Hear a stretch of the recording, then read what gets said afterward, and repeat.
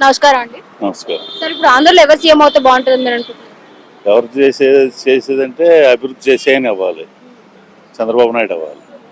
ఇప్పుడు జనాలందరూ జగన్ గారికి చాలా మద్దతుగా ఉన్నారు. అంటే పథకాల ప్రకారం అయితే బాగా చేస్తున్నారని చెప్పేసి అంటున్నారు కదా.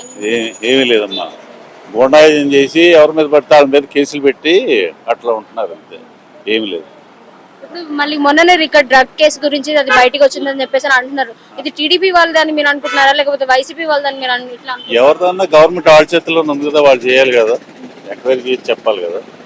ఏదైనా సరే డ్రగ్స్ మంచిది కాదు కదా. ఈసారి పవన్ కళ్యాణ్ గారు గెలిచే అవకాశం ఉంది మీరు అనుకుంటున్నారా? ఎందుకంటే గతంలో రెండు సార్లు అంటే ఈ బట్టి నొక్కుతాడు. 175, 140 విన్, చంద్రబాబు గారు కూడా వస్తున్నారు కదా. జీరో.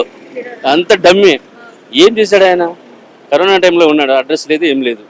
పవన్ కళ్యాణ్ ఏమో పిచ్చి కుక్కలాగా అరవడం తప్ప ఏం లేదు.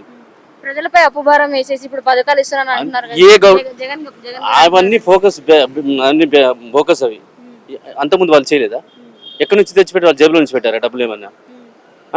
అంటే ఇప్పుడు పథకాలు ఇస్తున్నారు ఓకే, కానీ మళ్ళీ దానిపైన ట్యాక్సెస్ ఎక్స్ట్రా తీసేసుకుంటున్నారు అని చెప్పేసి అంటున్నారు. అంత నడుస్తూనే ఉంటుంది, అంత కామన్ అది. ట్యాక్స్ ఇప్పుడు ఏ ప్రభుత్వం ఏ స్టేట్ లో ట్యాక్సెస్ కట్టట్లేదు?